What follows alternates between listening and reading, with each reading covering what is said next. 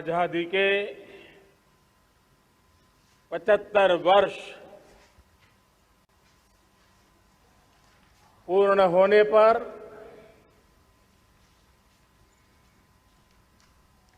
देशवासियों को अनेक अनेक शुभकामनाएं। बहुत बहुत बधाई। न सिर्फ हिंदुस्तान का हर कोना, लेकिन दुनिया के हर कोने में आज किसी न किसी रूप में भारतीयों के द्वारा या भारत के प्रति अपार प्रेम रखने वालों के द्वारा विश्व के हर कोने में यह हमारा तिरंगा आन बान शान के साथ लहरा रहा है। मैं विश्व भर में फैले हुए भारत प्रेमियों को, भारतीयों को आजादी के इस अमृत महोत्सव की बहुत बहुत बधाई देता हूं। आज का ये दिवस ऐतिहासिक दिवस है। एक पुण्य पड़ाव,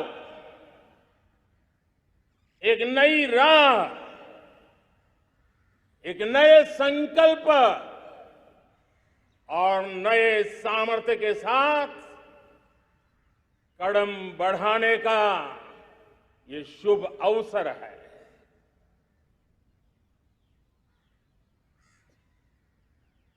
आजादी के जंग में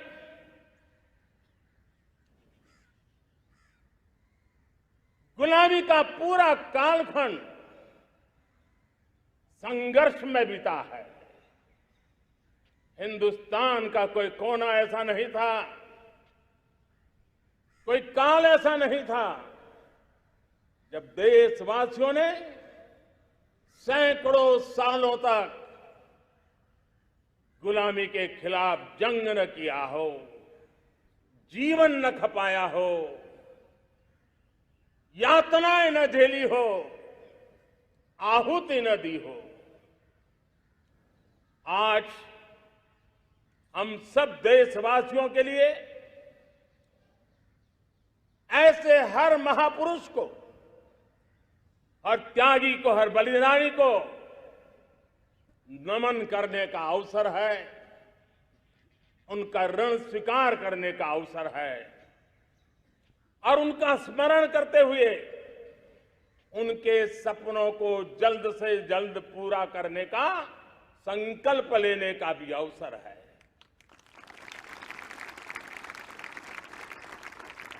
हम सभी देशवासी कृतज्ञ हैं पूज्य बापू के, नेता श्री सुभाष चंद्र बोस के, बाबा साहब आंबेडकर के, वीर सावरकर के, जिन्होंने कर्तव्य पथ पर जीवन को खपा दिया। कर्तव्य पथ ही उनका जीवन पथ रहा। यह देश कृतज्ञ है मंगल पांडे, तात्या टोपे, भगत सिंह, सुखदेव, राजगुरु, चंद्रशेखर आजाद, अशफाक उल्लाह खान, राम प्रसाद बिस्मिल, अनगिनत ऐसे हमारे क्रांतिवीरों ने अंग्रेजों की हुकूमत की नींव हिला दी थी।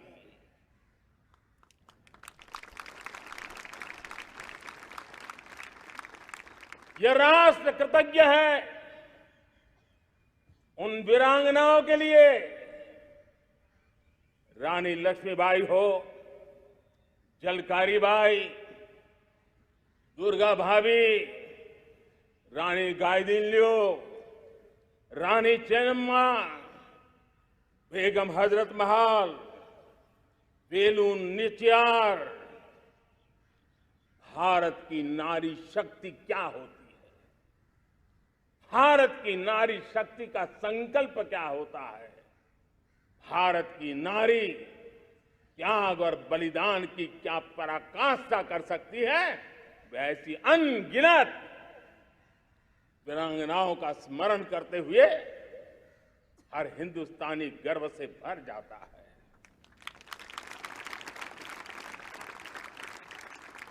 आजादी का जंग भी लड़ने वाले और आजादी के बाद देश बनाने वाले भी,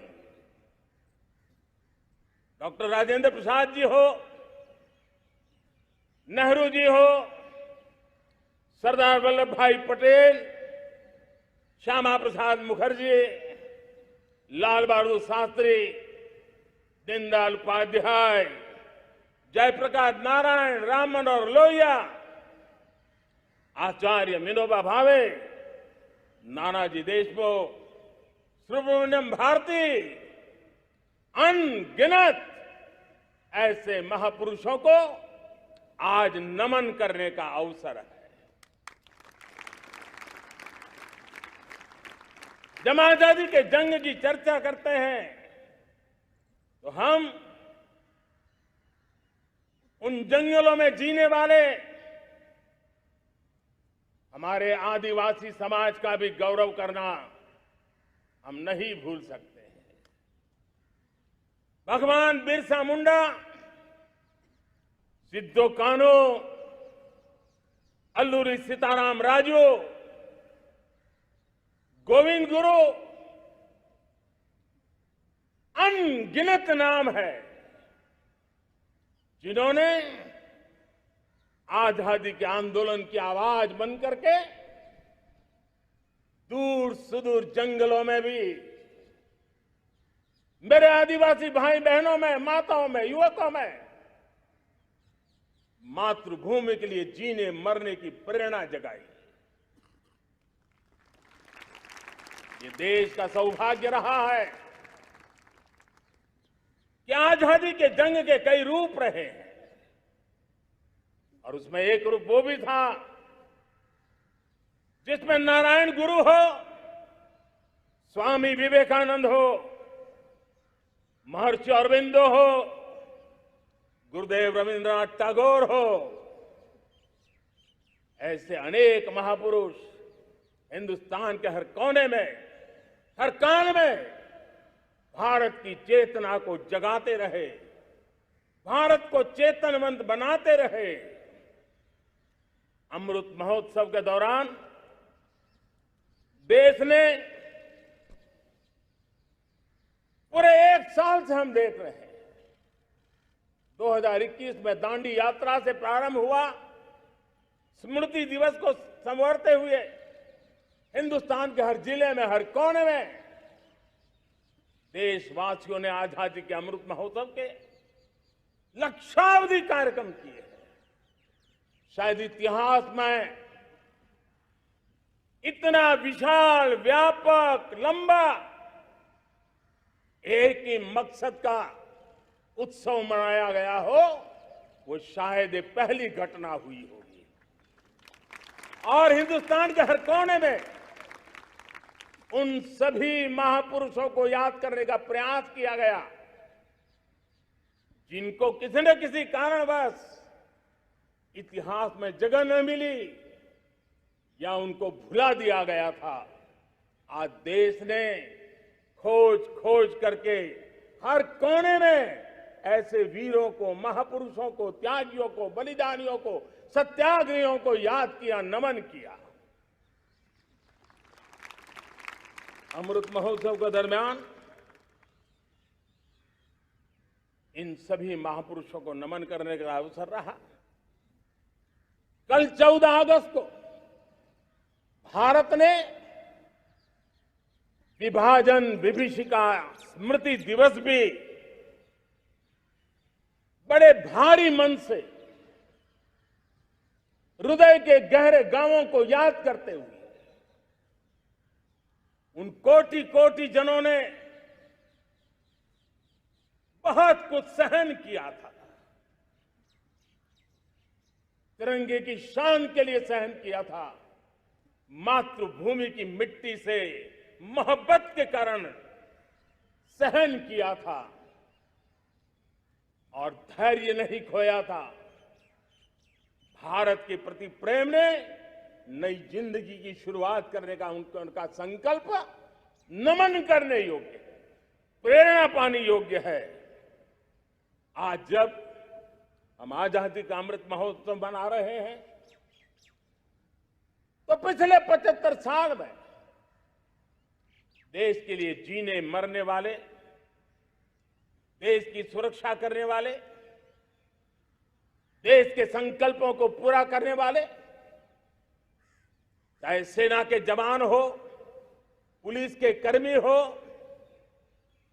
शासन में बैठे हुए ब्यूरोक्रेट्स हो, जनप्रतिनिधि हो, स्थानीय स्वराज की संस्थाओं के शासक प्रशासक रहे हो, राज्यों के शासक प्रशासक रहे हो, केंद्र के शासक प्रशासक रहे हो, 75 साल में इन सबके योगदान को भी आज स्मरण करने का अवसर है और देश के कोटि कोटि नागरिकों को भी जिन्होंने 75 साल अनेक प्रकार की कठिनाइयों के बीच भी देश को आगे बढ़ाने के लिए अपने से जो हो सका वो करने का प्रयास किया है।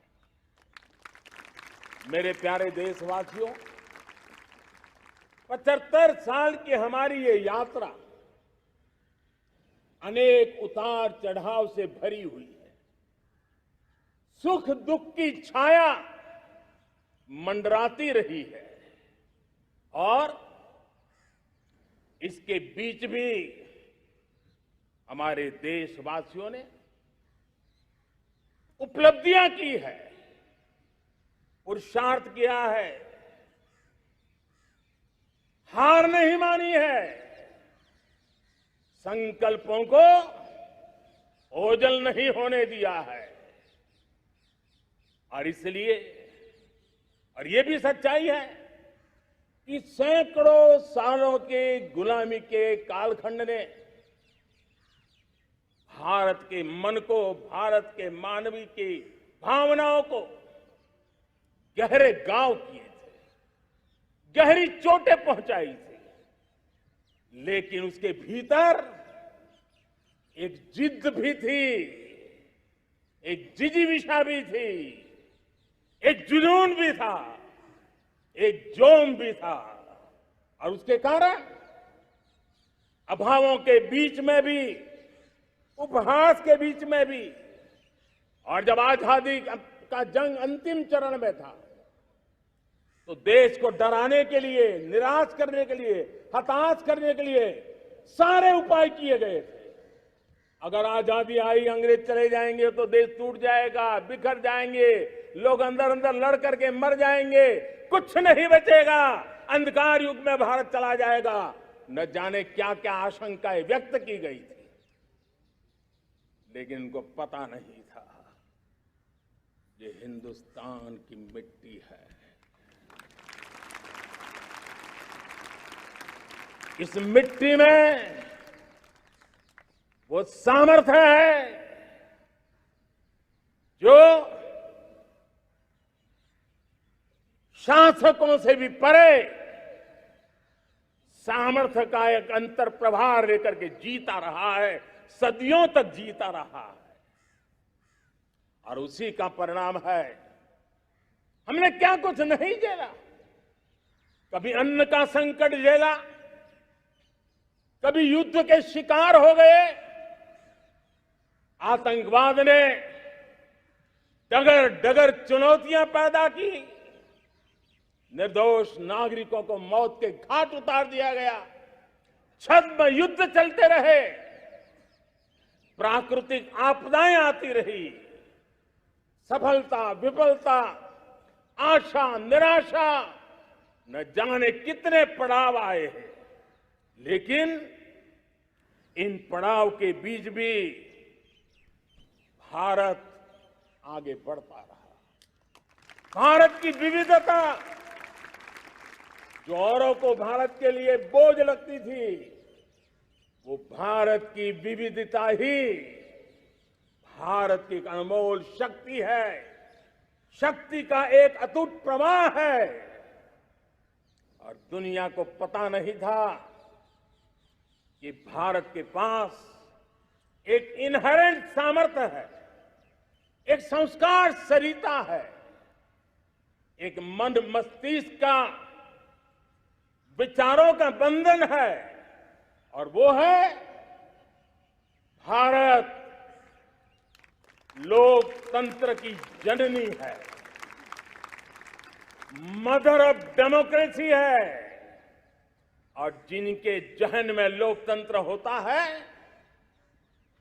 वे जब संकल्प करके चल पड़ते हैं, वो सामर्थ्य दुनिया की बड़ी बड़ी सल्तनतों के लिए भी संकट का काल लेकर के आती है।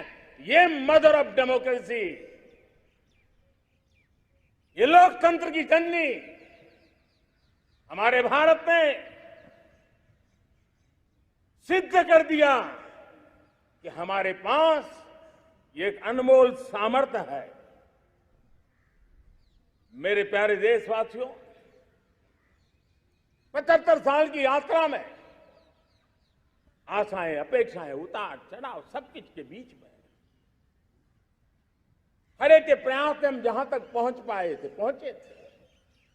और 2014 में देशवासियों ने मुझे दायित्व दिया। आजादी के बाद जन्मा हुआ मैं पहला व्यक्ति था जिसको लाल किले से देशवासियों का गौरवगान करने का अवसर मिला।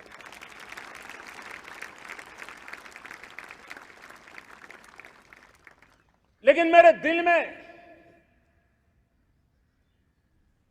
जो भी आप लोगों से सीखा हूं, जितना आप लोगों को जान पाया हूं मेरे देशवासियों, आपके सुख दुख को समझ पाया हूं,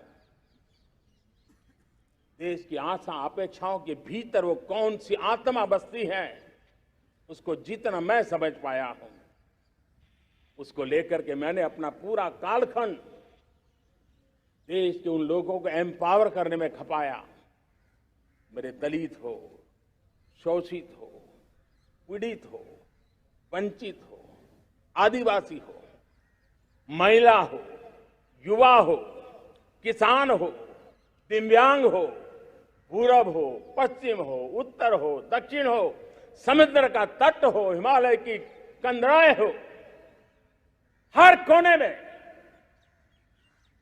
महात्मा गांधी का जो सपना था आखिरी इंसान की चिंता करने का, महात्मा गांधी जी जो आकांक्षा थी अंतिम छोर पर बैठे हुए व्यक्ति को समर्थ बनाने की, मैंने अपने आप को उसके लिए समर्पित किया। और उन 8 साल का नतीजा और आजादी के इतने दशकों का अनुभव आज 75 साल के बाद जब अमृत काल की ओर कदम रख रहे हैं, अमृत काल की ये पहली प्रभात है, तब मैं एक ऐसे सामर्थ्य को देख रहा हूं और जिससे मैं गर्व से भर जाता हूं। देशवासियों, मैं आज देश का सबसे बड़ा सौभाग्य ये देख रहा हूं कि भारत का जनमन आकांक्षी जनमन है। एस्पिरेशनल सोसाइटी किसी भी देश की बहुत बड़ी अमानत होती है और हमें गर्व है कि आज हिंदुस्तान के हर कोने में, हर समाज के हर वर्ग में, हर तबके में आकांक्षाएं उफान पर है। देश का हर नागरिक चीजें बदलना चाहता है, बदलते देखना चाहता है, लेकिन इंतजार करने को तैयार नहीं है, अपनी आंखों के सामने देखना चाहता है, कर्तव्य से जुड़ करके करना चाहता है, वो गति चाहता है, वो प्रगति चाहता है। 75 साल में संजोए हुए सारे सपने अपने ही आंखों के सामने पूरा करने के लिए वो लालायित है, उत्साहित है, उतावला भी है। कुछ लोगों को इसके कारण संकट हो सकता है, क्योंकि जब एस्पिरेशनल सोसाइटी होती है तब सरकारों को भी तलवार की धार पे चलना पड़ता है, सरकारों को भी समय के साथ दौड़ना पड़ता है। और मुझे विश्वास है, चाहे केंद्र सरकार हो, राज्य सरकार हो, स्थानीय स्वराज की संस्थाएं हो, किसी भी प्रकार की शासन व्यवस्था क्यों न हो, हर किसी को इन एस्पिरेशनल सोसाइटी को एड्रेस करना पड़ेगा। उनकी आकांक्षाओं के लिए हम ज्यादा इंतजार नहीं कर सकते। हमारे इस एस्पिरेशनल सोसाइटी ने लंबे अरसे तक इंतजार किया है, लेकिन अब वो अपनी आने वाली पीढ़ी को इंतजार में जीने के लिए मजबूर करने को तैयार नहीं है।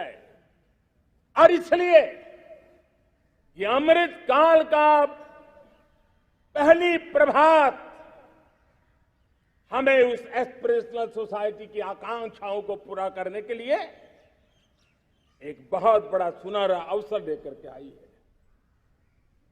मेरे प्यारे देशवासियों, हमने पिछले दिनों देखा है, एक और ताकत का हमने अनुभव किया है, और वो है भारत में एक सामूहिक चेतना का पुनर्जागरण हुआ है। एक सामूहिक चेतना का पुनर्जागरण आजादी के इतने संघर्ष में से जो अमृत था वो अब संजोया जा रहा है, संकलित हो रहा है, संकल्प में परिवर्तित हो रहा है, पुरुषार्थ की पराकाष्ठा जुड़ रही है और सिद्धि का मार्ग नजर आ रहा है। ये चेतना, मैं समझता हूं कि चेतना का जागरण, ये पुनर्जागरण, ये हमारी सबसे बड़ी अमानत है। और ये पुनर्जागरण देखिए, 10 अगस्त तक लोगों को पता तक नहीं होगा शायद कि देश के भीतर कौन सी ताकत है, लेकिन पिछले 3 दिन से जिस प्रकार से तिरंगे झंडे को लेकर के, तिरंगा की यात्रा लेकर के देश चल पड़ा है, बड़े बड़े सोशल साइंस के एक्सपर्ट्स वे भी शायद कल्पना नहीं कर सकते कि मेरे भीतर के अंदर कितने, मेरे देश के भीतर कितना बड़ा सामर्थ्य है, एक तिरंगे झंडे ने दिखा दिया है। यह पुनर्चेतना, पुनर्जागरण का पल है। ये लोग समझ नहीं पाए हैं, जब देश जनता कर्फ्यू के लिए हिंदुस्तान का हर कोना निकल पड़ता है, तब उस चेतना की अनुभूति है। जब देश ताली थाली बजा करके कोरोना वॉरियर के साथ कंधे से कंधा मिला करके खड़ा हो जाता है, तब चेतना की अनुभूति होती है। जब दिया जला करके कोरोना वॉरियर की शुभकामना देने के लिए देश निकल पड़ता है, तब उस चेतना की अनुभूति होती है। दुनिया कोरोना के कालखंड में वैक्सीन लेना या न लेना, वैक्सीन काम का है कि नहीं है, उस उलझन में जी रहा था। उस समय मेरे देश के गांव गरीब भी 200 करोड़ डोज दुनिया को चौंका देने वाला काम करके दिखा देते हैं। यही चेतना है, यही सामर्थ्य है। इस सामर्थ्य ने आज देश को एक नई ताकत दी है। मेरे प्यारे भाइयों बहनों, तीसरा एक महत्वपूर्ण सामर्थ्य मैं देख रहा हूं, जैसे एस्पिरेशनल सोसाइटी, जैसे पुनर्जागरण, वैसे ही आजादी के इतने दशकों के बाद पूरे विश्व का भारत की तरफ देखने का नजरिया बदल चुका है। विश्व भारत की तरफ गर्व से देख रहा है, अपेक्षा से देख रहा है। समस्याओं का समाधान भारत की धरती पर दुनिया खोजने लगी है। दोस्तों, विश्व का ये बदलाव, विश्व की सोच में ये परिवर्तन 75 साल की हमारी अनुभव यात्रा का परिणाम है। हम जिस प्रकार से संकल्पों लेकर चल पड़े हैं, दुनिया इसे देख रही है और आखिरकार विश्व भी उम्मीदें लेकर के जी रहा है। उम्मीदें पूरे करने का सामर्थ्य कहां पड़ा है, वो उसे दिखने लगा है। मैं इसे त्रिशक्ति के रूप में देखता हूं, 3 सामर्थ्य के रूप में देखता हूं। और ये त्रिशक्ति है एस्पिरेशन की, पुनर्जागरण की और विश्व की उम्मीदों की। और इसे पूरा करने के लिए हम जानते हैं दोस्तों, आज दुनिया में एक विश्वास जगने में मेरे देशवासियों की बहुत बड़ी भूमिका है। 130 करोड़ देशवासियों ने कई दशकों के अनुभव के बाद स्थिर सरकार का महत्व क्या होता है, राजनीतिक स्थिरता का महत्व क्या होता है, पॉलिटिकल स्टेबिलिटी दुनिया में किस प्रकार की ताकत दिखा सकती है, नीतियों में कैसा सामर्थ्य होता है, उन नीतियों पर विश्व का कैसे भरोसा बनता है, ये भारत ने दिखाया है और दुनिया भी इसे समझ रही है। और हम जब राजनीतिक स्थिरता हो, नीतियों में गतिशीलता हो, निर्णयों में तेजी हो, सर्वव्यापकता हो, सर्वसमावेशकता हो, तो विकास के लिए हर कोई भागीदार बनता है। हमने सबका साथ सबका विकास का मंत्र लेकर के हम चले थे, लेकिन देखते ही देखते देशवासियों ने सबका विश्वास और सबका प्रयास से उसमें और रंग भर दिए हैं। और इसलिए हमने देखा है हमारी सामूहिक शक्ति को, हमारे सामूहिक सामर्थ्य को हमने देखा है। आजादी का अमृत महोत्सव जिस प्रकार से मनाया गया, जिस प्रकार से हर जिले में 75 अमृत सरोवर बनाने का अभियान चल रहा है, गांव-गांव के लोग जुड़ रहे हैं, कार सेवा कर रहे हैं, अपने प्रयत्नों से अपने गांव में जल संरक्षण के लिए बड़ा अभियान चला रहे हैं। और इसलिए भाइयों बहनों, चाहे स्वच्छता का अभियान हो, चाहे गरीबों के कल्याण का काम हो, देश आज पूरी शक्ति से आगे बढ़ रहा है।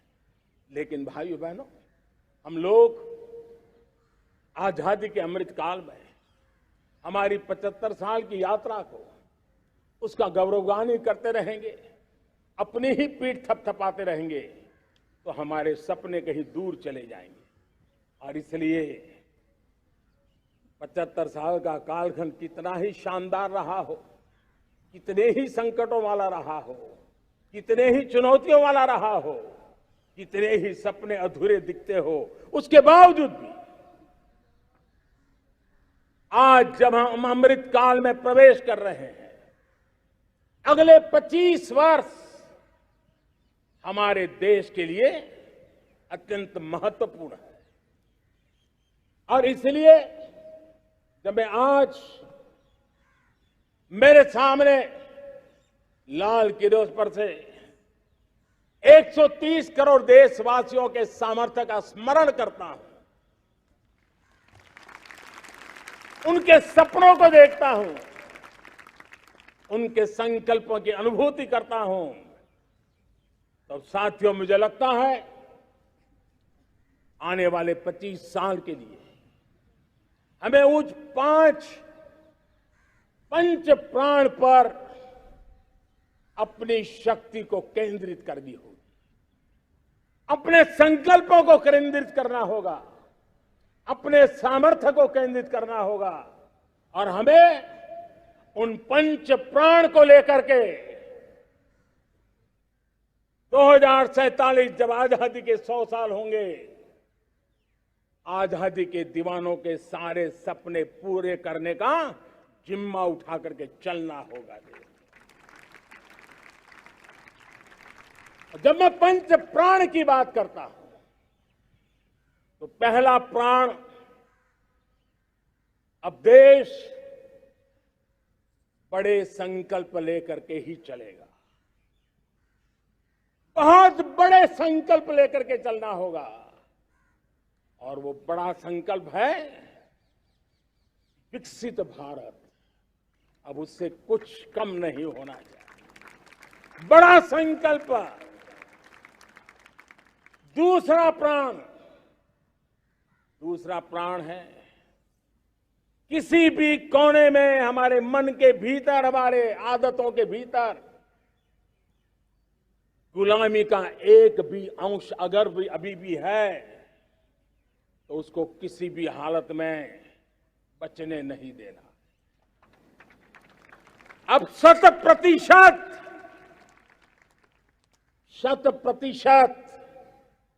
सैकड़ों साल की गुलामी ने जहां हमें जकड़ कर रखा है, हमारे मनोभाव को बांध करके रखा हुआ है, हमारी सोच में विकृतियां पैदा करके रखी है, हमें गुलामी की छोटी सी छोटी चीज भी कहीं नजर आती है, हमारे भीतर नजर आती है, हमारे आसपास नजर आती है, हमें उससे मुक्ति पानी ही होगी। ये हमारा दूसरी प्राण शक्ति है। तीसरी प्राण शक्ति, हमें हमारी विरासत पर गर्व होना चाहिए। हमारी विरासत के प्रति, क्योंकि यही विरासत है जिसने कभी भारत को स्वर्णिम काल दिया था, और यही विरासत है जो समयानुकूल परिवर्तन करने की आदत रखती है। यही विरासत है जो काल बाह्य छोड़ती रही है, नित्य नूतन स्वीकारती रही है। और इसलिए इस विरासत के प्रति हमें गर्व होना चाहिए। चौथा प्राण, वो भी उतना ही महत्वपूर्ण है, और वो है एकता और एकजुटता। 130 करोड़ देशवासियों में एकता, न कोई अपना न कोई पराया। एकता की ताकत एक भारत श्रेष्ठ भारत के सपनों के लिए हमारा चौथा प्राण है। और पांचवा प्राण है नागरिकों का कर्तव्य। नागरिकों का कर्तव्य जिसमें प्रधानमंत्री भी बाहर नहीं होता है, मुख्यमंत्री भी बाहर नहीं होता है, वो भी नागरिक है। नागरिकों का कर्तव्य, यह हमारे आने वाली 25 साल के सपनों को पूरा करने के लिए एक बहुत बड़ी प्राण शक्ति है। मेरे प्यारे देशवासियों, जब सपने बड़े होते हैं,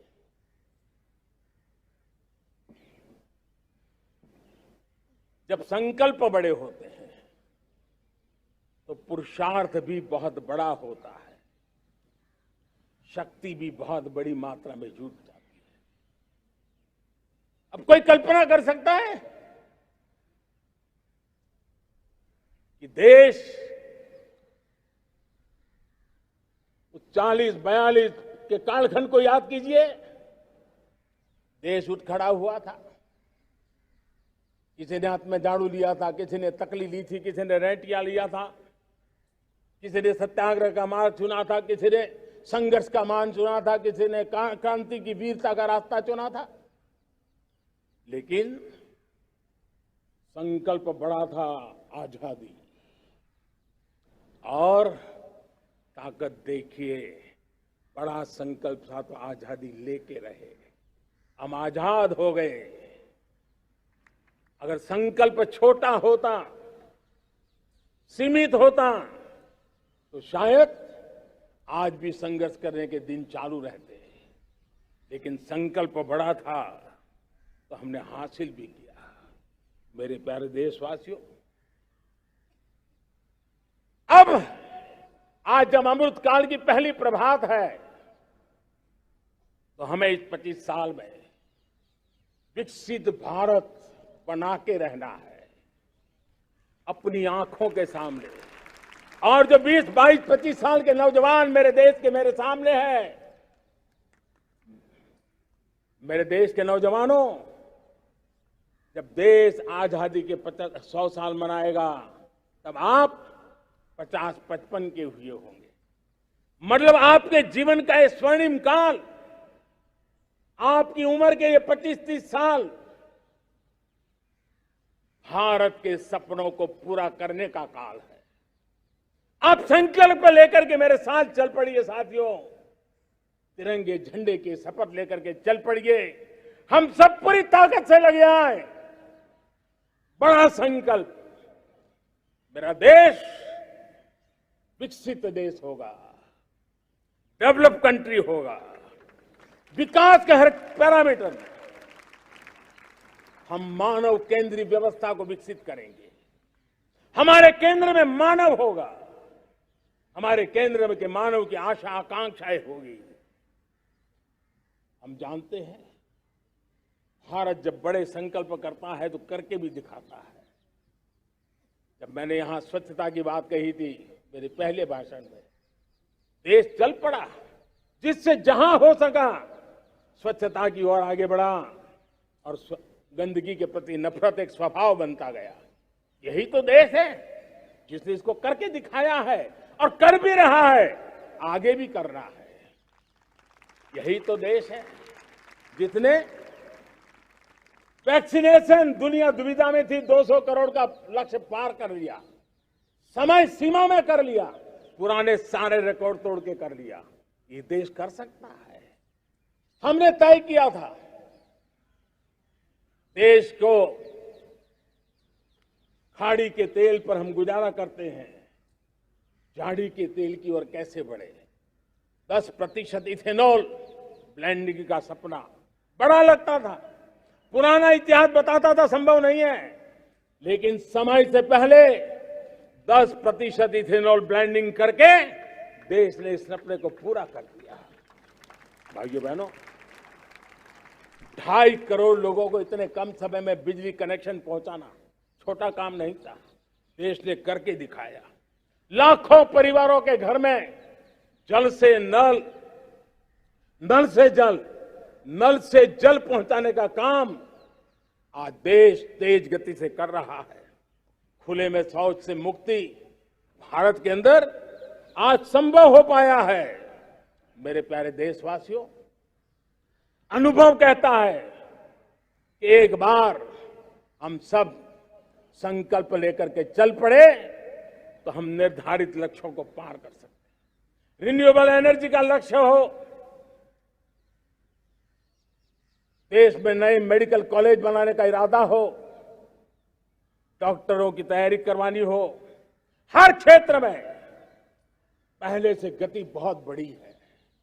और इसलिए मैं कहता हूं, अब आने वाले 25 साल बड़े संकल्प के हो। यही हमारा प्राण, वही हमारा प्रण भी होना चाहिए। दूसरी बात मैंने कही है, उस प्राण शक्ति की मैंने चर्चा की है कि गुलामी की मानसिकता। देश की सोचिए भाइयों, कब तक दुनिया हमें सर्टिफिकेट बांटती रहेगी? कब तक दुनिया के सर्टिफिकेट पर हम गुजारा करेंगे? क्या हम अपने मानक नहीं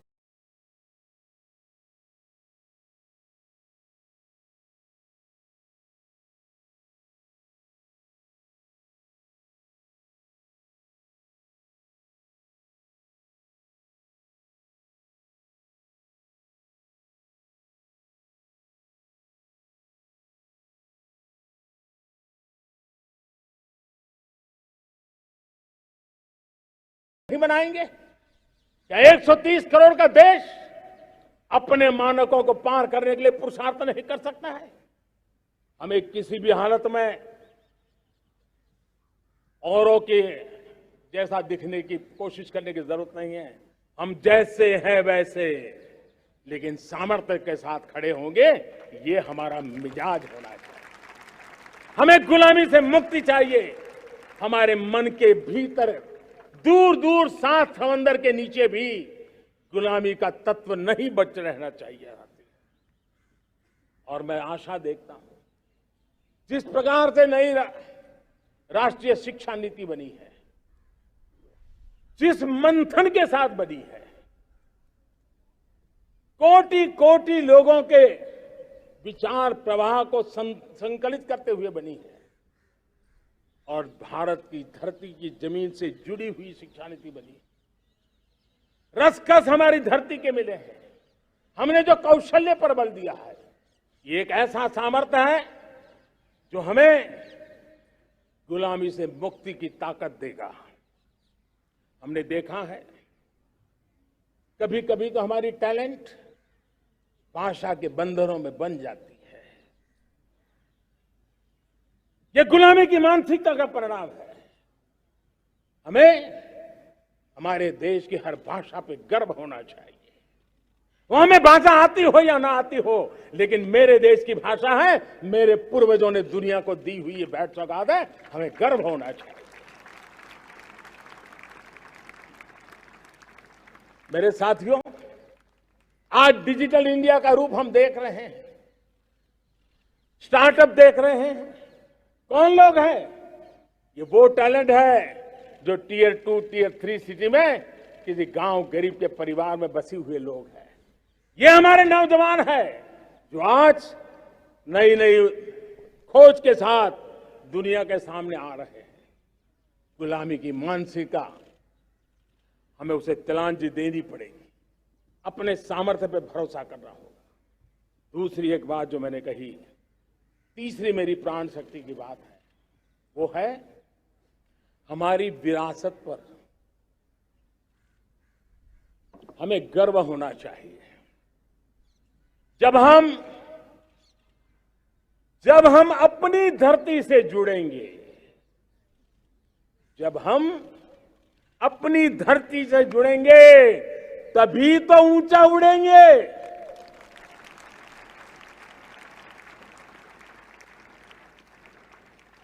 और जब हम ऊंचा उड़ेंगे तो हम विश्व को भी समाधान दे पाएंगे।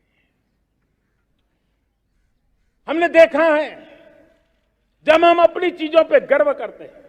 आज दुनिया होलिस्टिक हेल्थ केयर की चर्चा कर रही है, लेकिन जब होलिस्टिक हेल्थ केयर की चर्चा करती है तो उसकी नजर भारत के योग पर जाती है, भारत के आयुर्वेद पर जाती है, भारत की होलिस्टिक लाइफस्टाइल के पर जाती है।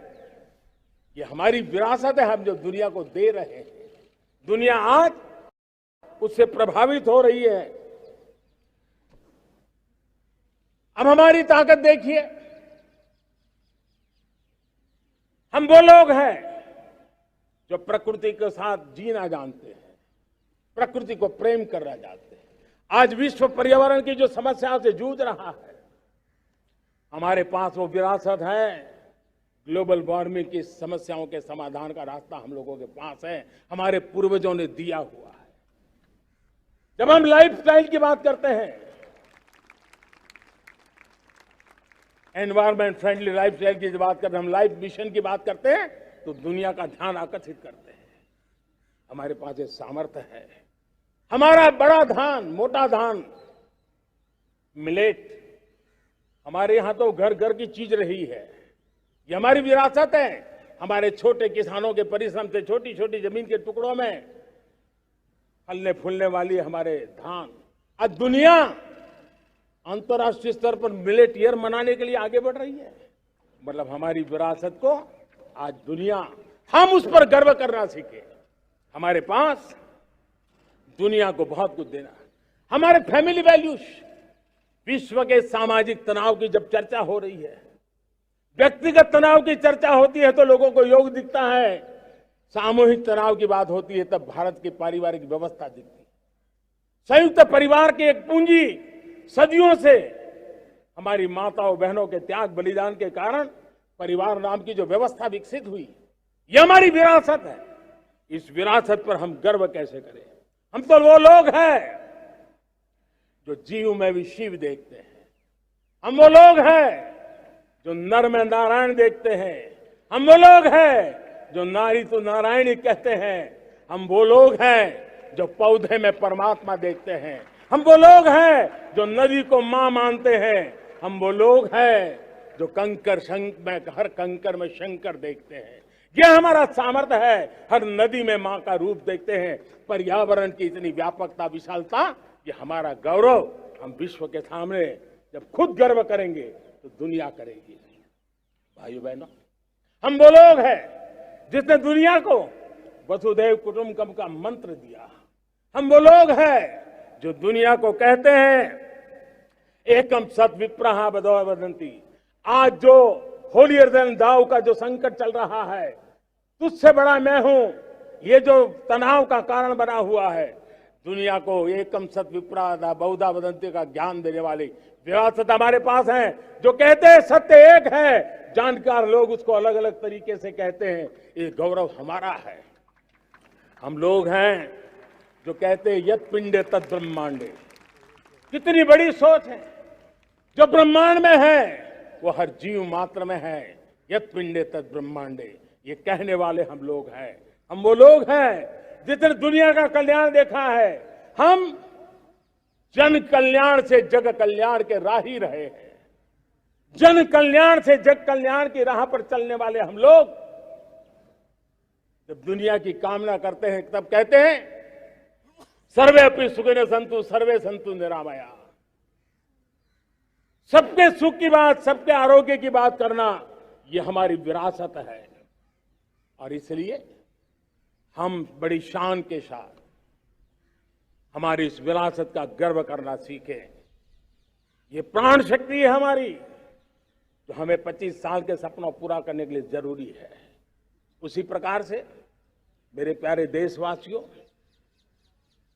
एक और महत्वपूर्ण विषय है एकता, एकजुटता। इतने बड़े देश को, उसकी विविधता को हमें सेलिब्रेट करना है। इतने पंथ, परंपराएं, ये हमारे आन बान शान है। कोई नीचा नहीं, कोई ऊंचा नहीं है, सब बराबर है। कोई मेरा नहीं, कोई पराया नहीं, सब अपने हैं। ये भाव एकता के लिए बहुत जरूरी है। घर में भी एकता की नींव तभी रखी जाती है जब बेटे बेटी एक समान हो। अगर बेटे बेटी एक समान नहीं होंगे तो एकता के मंत्र नहीं गूंज सकते हैं। जेंडर इक्वलिटी हमारी एकता के लिए पहली शर्त। जब हम एकता की बात करते हैं, अगर हमारे एक ही पैरामीटर हो, एक ही मानदंड हो, जिस मानदंड को हम कहें इंडिया फर्स्ट, मैं जो कुछ भी कर रहा हूं, जो भी सोच रहा हूं, जो बोल रहा हूं, इंडिया फर्स्ट के अनुकूल है, एकता का रास्ता खुल जाएगा। दोस्त, हमें एकता से बांधने का वो मंत्र है, हमें इसको पकड़ना है। मुझे पूरा विश्वास है कि हम समाज के अंदर ऊंच नीच के भेदभावों से, मेरे तेरे के भेदभावों से हम सबकी पुजारी बने। श्रमेव जयते कहते हैं हम, श्रमिक का सम्मान, ये हमारा स्वभाव होना चाहिए। लेकिन भाइयों बहनों, मैं लाल किले से मेरी एक पीड़ा और कहना चाहता हूं। ये दर्द मैं कह बिना नहीं रह सकता। मैं जानता हूं कि शायद लाल किले का विषय नहीं हो सकता, लेकिन मेरे भीतर का दर्द मैं कहां कहूंगा। देशवासियों के सामने नहीं कहूंगा तो कहां कहूंगा। और वो है किसी न किसी कारण से हमारे अंदर एक ऐसी विकृति आई है, हमारी बोलचाल में, हमारे व्यवहार में, हमारे कुछ शब्दों में, हम नारी का अपमान करते हैं।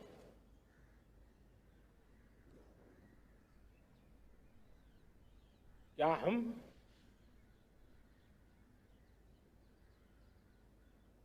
स्वभाव से, संस्कार से, रोजमर्रा की जिंदगी में नारी को अपमानित करने वाली हर बात से मुक्ति का संकल्प ले सकते हैं?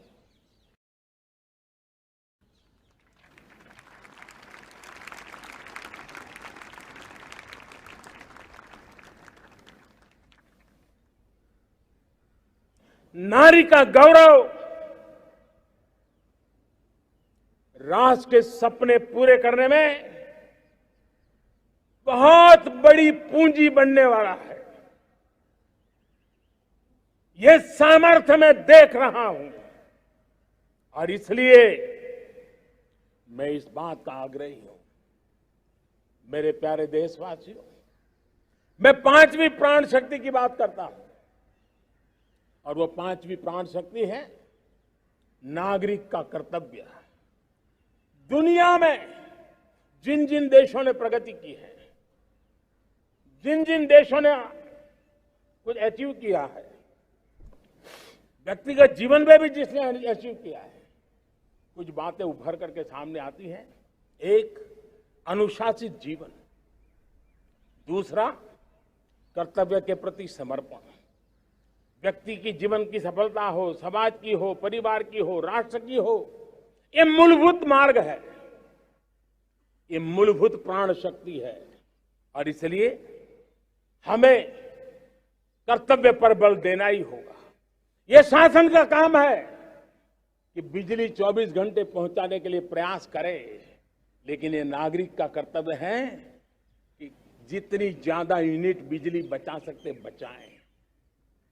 हर खेत में पानी पहुंचाना सरकार की जिम्मेवारी है, सरकार का प्रयास है, लेकिन पर ड्रॉप मोर क्रॉप, पानी बचाते हुए आगे बढ़ना, मेरे हर खेत से आवाज उठनी चाहिए।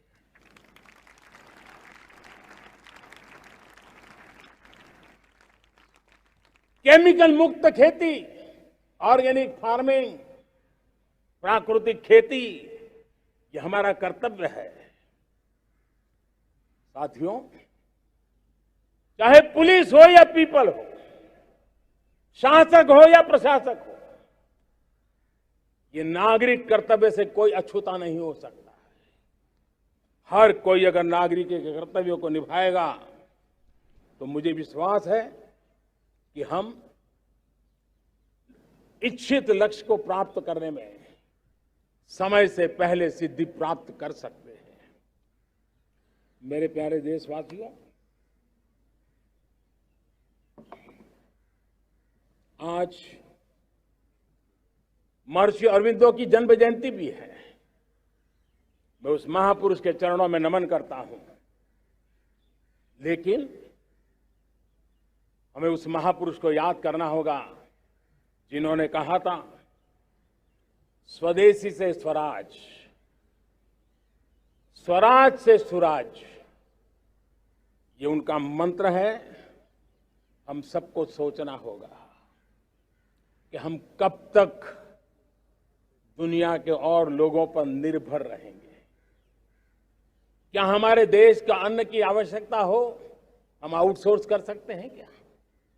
जब देश ने तय कर लिया कि हमारा पेट हम खुद भरेंगे, देश ने करके दिखाया कि नहीं दिखाया? एक बार संकल्प लेते हैं तो होता है दोस्त। और इसलिए आत्मनिर्भर भारत, ये हर नागरिक का, हर सरकार का, समाज के हर इकाई का ये दायित्व बन जाता है। ये आत्मनिर्भर भारत, ये सरकारी एजेंडा, सरकारी कार्यक्रम नहीं है। ये समाज का जन आंदोलन है जिसे हमें आगे बढ़ाना है। मेरे साथियों, आज जब ये बात हमने सुनी, आजादी के 75 साल के बाद जिस आवाज को सुनने के लिए हमारे कान तरस रहे थे, 75 साल के बाद वो आवाज सुनाई दी है। 75 साल के बाद लाल किले पर से तिरंगे को सलामी देने का काम पहली बार मेड इन इंडिया तोप ने किया है। कौन हिंदुस्तानी होगा जिसको ये बात, एक आवाज उसे नई प्रेरणा, ताकत नहीं देगी? और इसलिए मेरे प्यारे भाई बहनों, मैं आज मेरे देश के सेना के जवानों का हृदय से अभिनंदन करना चाहता हूं। मेरी आत्मनिर्भर की बात को संगठित स्वरूप में, साहस के स्वरूप में मेरी सेना के जवानों ने, सेना नायकों ने जिस जिम्मेवारी के साथ कंधे पे उठाया है, मैं उनको जितनी सैल्यूट करूं उतनी कम है दोस्त। उनको आज मैं सलाम करता हूं, क्योंकि सेना का जवान मौत को मुट्ठी में लेकर के चलता है। मौत और जिंदगी के बीच में कोई फासला ही नहीं होता है, और तब बीच में वो डट करके खड़ा होता है। और वो मेरा सेना का जवान तय करे कि हम 300 ऐसी चीजों अब लिस्ट करते हैं जो हम विदेश से नहीं लाएंगे हमारे देश की। ये संकल्प छोटा नहीं है। मुझे इस संकल्प में भारत के आत्मनिर्भर भारत के उज्जवल भविष्य के वो बीज मैं देख रहा हूं, जो इस सपने को वटवृक्ष में परिवर्तित करने वाले हैं। सैल्यूट, सैल्यूट मेरे सेना के अधिकारियों को, सैल्यूट।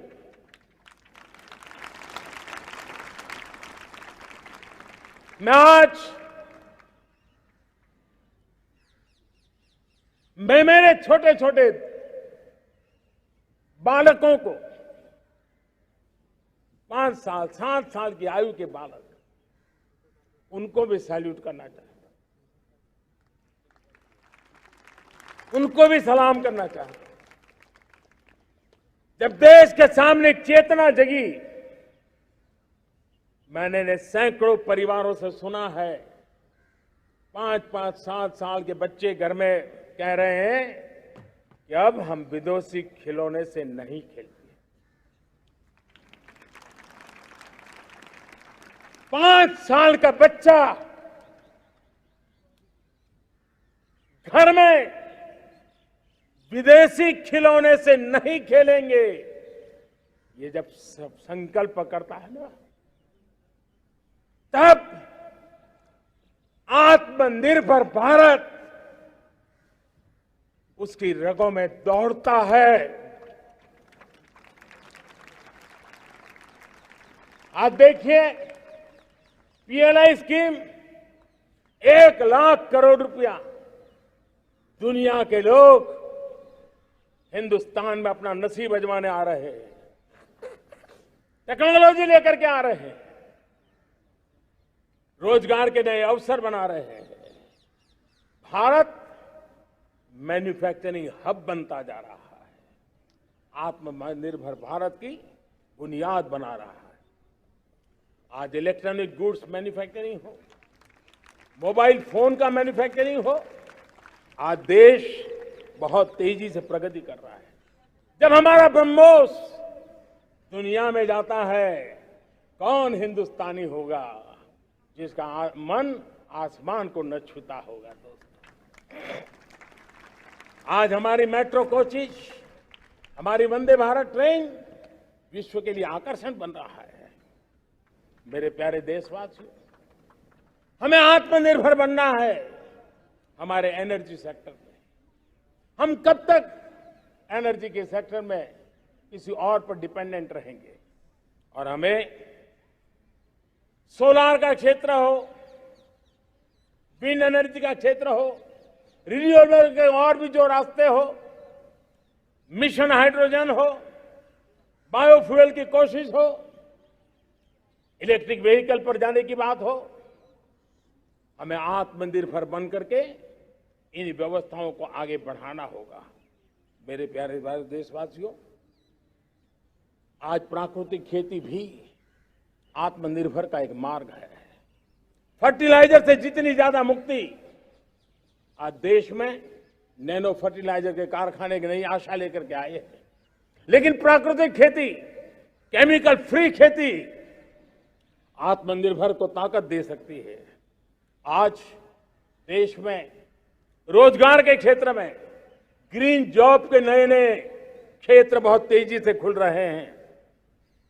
भारत ने नीतियों के द्वारा स्पेस को खोल दिया है। ड्रोन की बहुत दुनिया में सबसे प्रगतिशील पॉलिसी लेकर के आए हैं। हमने देश के नौजवानों के लिए नए द्वार खोल दिए हैं। मेरे प्यारे भाइयों बहनों, मैं प्राइवेट सेक्टर को भी आह्वान करता हूं, आइए, हमें विश्व में छा जाना है। आत्मनिर्भर भारत का ये भी सपना है कि दुनिया को भी जो आवश्यकताएं हैं उसको पूरा करने में भारत पीछे नहीं जाएगा। हमारे लघु उद्योग हो, सूक्ष्म उद्योग हो, कुटीर उद्योग हो, जीरो डिफेक्ट, जीरो इफेक्ट हमें उस करके हमें दुनिया में जाना होगा। हमें स्वदेशी पर गर्व करना होगा। मेरे प्यारे देशवासियों, हम बार बार लाल बहादुर शास्त्री जी को याद करते हैं। जय जवान जय किसान का उनका मंत्र आज भी देश के लिए प्रेरणा है। बाद में अटल बिहारी वाजपेयी जी ने जय विज्ञान कह करके उसमें एक कड़ी जोड़ दी थी और देश ने उसको प्राथमिकता दी थी। लेकिन अब अमृतकाल के लिए एक और अनिवार्यता है और वो है जय अनुसंधान। जय जवान जय किसान जय विज्ञान जय अनुसंधान, इनोवेशन। और मुझे मेरे देश की युवा पीढ़ी में भरोसा है। इनोवेशन की ताकत देखिए। आज हमारा यूपीआई, भीम, हमारा डिजिटल पेमेंट, फिनटेक की दुनिया में हमारा स्थान। आज विश्व में रियल टाइम 40% अगर डिजिटल फाइनेंशियल का ट्रांजैक्शन होता है तो मेरे देश में हो रहा है। हिंदुस्तान ने ये करके दिखाया। मेरे प्यारे देशवासियों, अब हम 5G के दौर की ओर कदम रख रहे हैं। बहुत दूर इंतजार नहीं करना होगा, हम कदम मिलाने वाले हैं। हम ऑप्टिकल फाइबर गांव-गांव में पहुंचा रहे हैं। डिजिटल इंडिया का सपना गांव से गुजरेगा, ये मुझे पूरी जानकारी है। आज मुझे खुशी है, हिंदुस्तान के 4 लाख कॉमन सर्विस सेंटर्स गांवों में विकसित हो रहे हैं। गांव के नौजवान बेटे बेटियां कॉमन सर्विस सेंटर चला रही हैं। देश गर्व कर सकता है कि गांव के क्षेत्र में 4 लाख डिजिटल एंटरप्रेन्योर का तैयार होना और सारी सेवाएं लोग, गांव के लोग उनके यहां लेने के लिए आदी बन जाए, ये अपने आप में टेक्नोलॉजी हब बनने की भारत की जो ताकत है। मेरे प्यारे देशवासियों, ये जो डिजिटल इंडिया का मूवमेंट है, जो सेमीकंडक्टर की ओर हम कदम मांड रहे हैं, 5G की ओर कदम मांड रहे हैं, ऑप्टिकल फाइबर का नेटवर्क बिछा रहे हैं, ये सिर्फ आधुनिकता की पहचान ऐसा नहीं है। 3 बड़ी ताकतें इसके अंदर समाहित है। शिक्षा में आमूलचूल क्रांति, ये डिजिटल माध्यम से आने वाली है। स्वास्थ्य सेवाओं में आमूलचूल क्रांति डिजिटल से आने वाली है। कृषि जीवन में भी बहुत बड़ा बदलाव डिजिटल से आने वाला है। एक नया विश्व तैयार हो रहा है।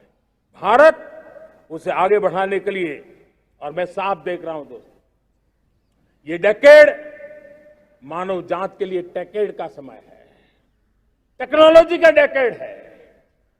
भारत के लिए तो ये टेकेड जिसका मन टेक्नोलॉजी से जुड़ा हुआ है, आईटी की दुनिया में भारत ने अपना एक लोहा बनवा लिया है, तो ये टेकेड का सामर्थ्य भारत के प्यास है।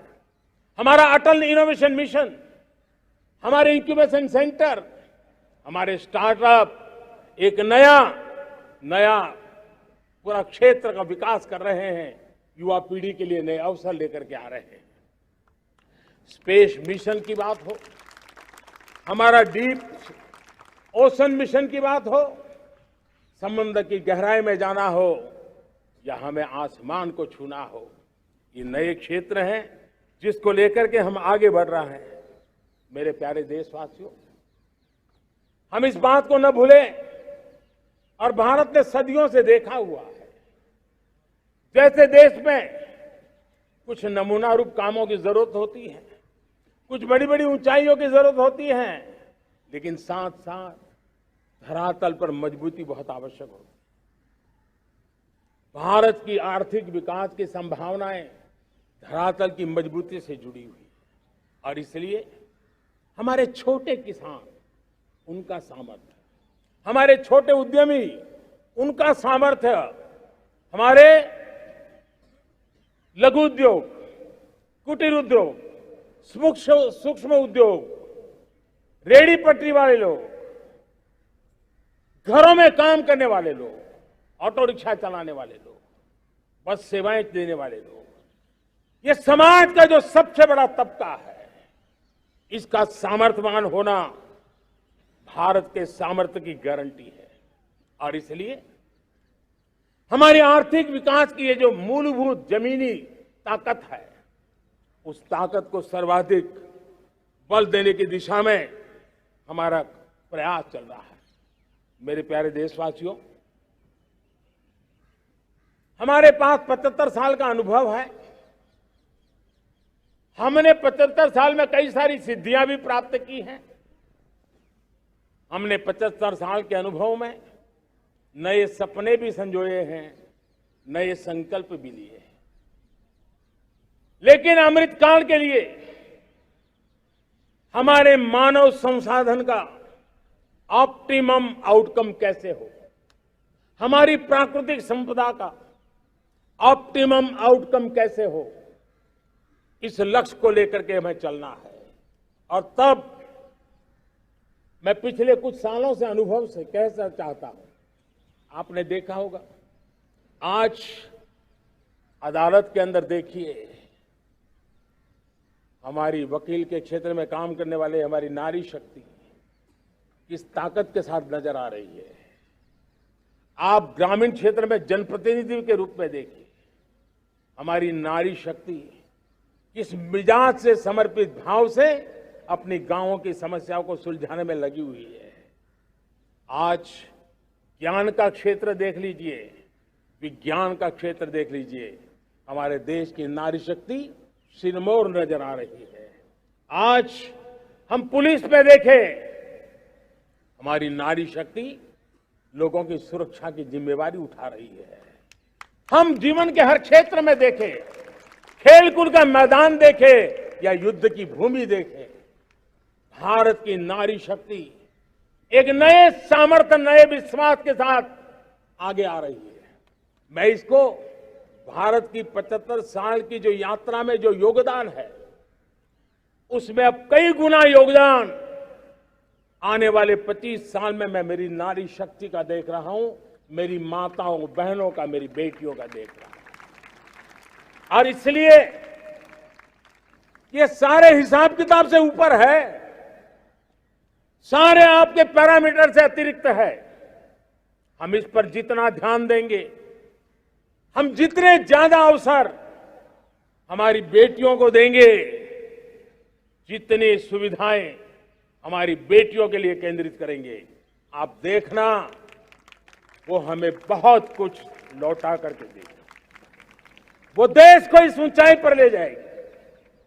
इस अमृत काल में जो सपने पूरे करने में जो मेहनत लगने वाली है, अगर हमारी नारी शक्ति की मेहनत जुड़ जाएगी, व्यापक रूप से जुड़ जाएगी, तो हमारी मेहनत कम होगी, हमारा समय सीमा भी कम हो जाएगी, हमारे सपने और तेजस्वी होंगे, और ओजस्वी होंगे, और दैदीप्यमान होंगे।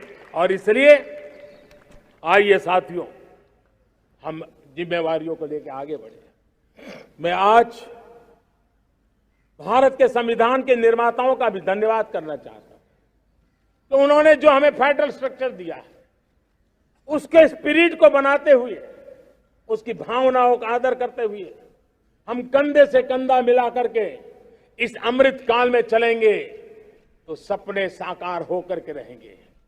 कार्यक्रम भिन्न हो सकते हैं, कार्यशैली भिन्न हो सकती है, लेकिन संकल्प भिन्न नहीं हो सकते, राष्ट्र के लिए सपने भिन्न नहीं हो सकते। आइए हम एक ऐसे युग के अंदर आगे बढ़े।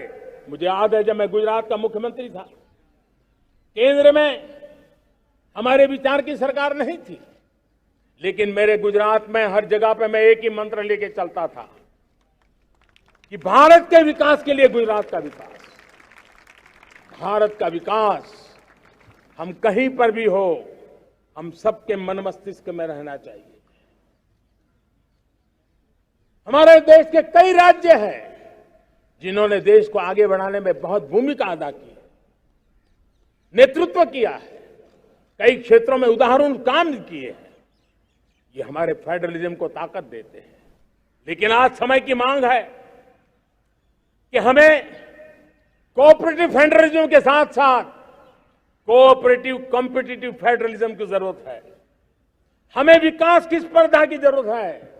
हर राज्य को लगना चाहिए वो राज्य आगे निकल गया, मैं इतनी मेहनत करूंगा, मैं आगे निकल जाऊंगा। उसने ये 10 अच्छे काम किए हैं, मैं 15 अच्छे काम करके दिखाऊंगा। उसने 3 साल में पूरा किया है, मैं 2 साल में करके दिखाऊंगा। हमारे राज्यों के बीच में, हमारी सर्विस सरकार की सभी इकाइयों के बीच में वो स्पर्धा का वातावरण चाहिए जो हमें विकास की नई ऊंचाइयों पर ले जाने के लिए प्रयास करे। मेरे प्यारे देशवासियों, इस 25 वर्ष का अमृतकाल के लिए जब हम चर्चा करते हैं, तब मैं जानता हूं चुनौतियां अनेक हैं, मर्यादाएं अनेक हैं, मुसीबतें भी हैं, बहुत कुछ है। हम इसको कम नहीं आंकते हैं, रास्ते खोजते हैं, लगातार कोशिश कर रहे हैं। लेकिन 2 विषयों को तो मैं यहां आज चर्चा करना चाहता हूं। चर्चा अनेक विषयों पर हो सकती है, लेकिन मैं अभी समय की सीमा के कारण 2 विषयों पर चर्चा करता हूं। और मैं मानता हूं हमारे इन सारी चुनौतियों को कारण, विकृतियों के कारण, बीमारियों के कारण इस 25 साल का अमृतकाल, उस पर शायद अगर हमने समय रहते नहीं चेते, समय रहते समाधान नहीं किए, तो वो ये विकराल रूप ले सकते हैं। और इसलिए मैं सबकी चर्चा न करते हुए 2 पर जरूर चर्चा करना चाहता हूं। एक है भ्रष्टाचार,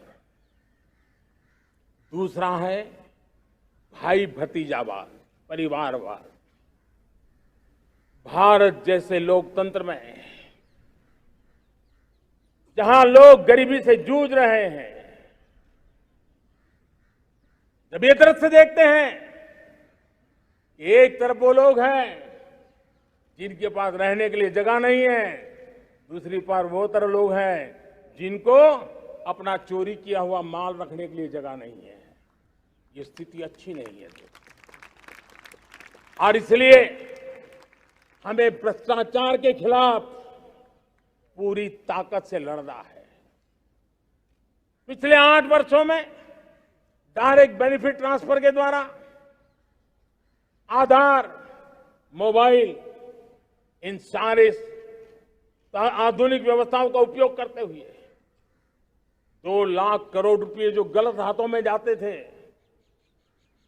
उसको बचा करके देश की भलाई के लिए काम लगाने में हम सफल हुए हैं। जो लोग पिछली सरकारों में बैंकों को लूट लूट करके भाग गए, उनकी संपत्तियां जब्त कर करके वापस लाने की कोशिश कर रहे हैं। कईयों को जेलों में जीने के लिए मजबूर करके रखा हुआ है। हमारी कोशिश है जिन्होंने देश को लूटा है उनको लौटाना पड़े, वो स्थिति हम पैदा करेंगे। भाइयों बहनों, अब भ्रष्टाचार के खिलाफ मैं साफ देख रहा हूं कि हम एक निर्णायक कालखंड में कदम रख रहे हैं। बड़े बड़े चमरबंदी भी बच नहीं पाएंगे। इस मिजाज के साथ भ्रष्टाचार के खिलाफ एक निर्णायक कालखंड में अब हिंदुस्तान कदम रख रहा है।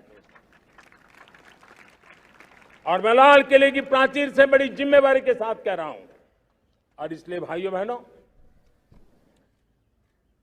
भ्रष्टाचार दीमक की तरह देश को खोखला कर रहा है। मुझे इसके खिलाफ लड़ाई लड़नी है, लड़ाई को तेज करना है, निर्णायक मोड़ पे लेकर के ही जाना है। तब मेरे 130 करोड़ देशवासी, आप मुझे आशीर्वाद दीजिए, आप मेरा साथ दीजिए। मैं आज आपसे साथ मांगने आया, आपका सहयोग मांगने आया हूं, ताकि मैं इस लड़ाई को लड़ पाऊं, इस लड़ाई को देश जीत पाए और सामान्य नागरिक की जिंदगी भ्रष्टाचार ने तबाह करके रखी हुई है। मैं मेरे इन सामान्य नागरिक की जिंदगी को फिर से शान बान शान के लिए जीने के लिए रास्ता बनाना चाहता हूं। और इसलिए मेरे प्यारे देशवासियों, ये चिंता का विषय है कि आज देश में भ्रष्टाचार के प्रति नफरत तो दिखती है, व्यक्त भी होती है, लेकिन कभी कभी भ्रष्टाचारियों के प्रति उदारता बरती जाती है। किसी भी देश में ये शोभा नहीं देगा। और कई लोग तो इतनी बेशर्मी तक चले जाते हैं कि कोर्ट में सजा हो चुकी हो, भ्रष्टाचारी सिद्ध हो चुका हो, जेल जाना तय हो चुका हो, जेल गुजार रहे हो, उसके बावजूद भी उनका महिमा मंडन करने में लगे रहते हैं, उनकी शान शौकत में लगे रहते हैं, उनकी प्रतिष्ठा बनाने में लगे रहते हैं। अगर जब तक समाज में गंदगी के प्रति नफरत नहीं होती है, स्वच्छता की चेतना जगती नहीं है। जब तक भ्रष्टाचार और भ्रष्टाचारी के प्रति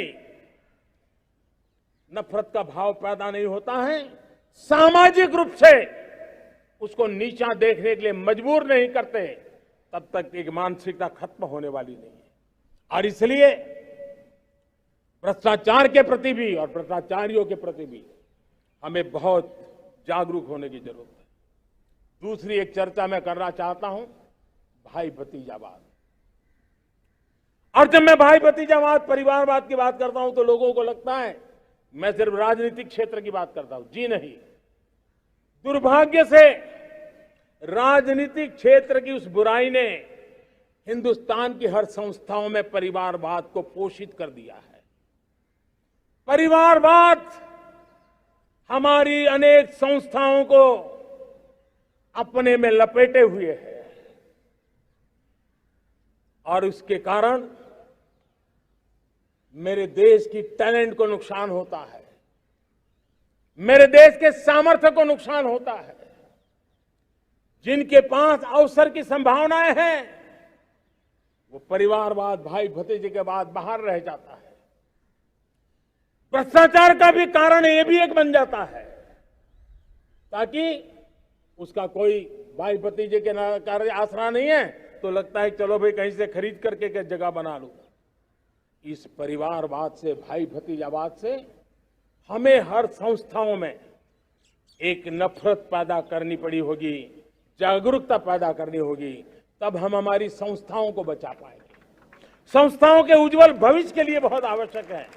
उसी प्रकार से राजनीति में भी परिवारवाद ने देश के सामर्थ्य को सबसे सारा अन्याय किया है।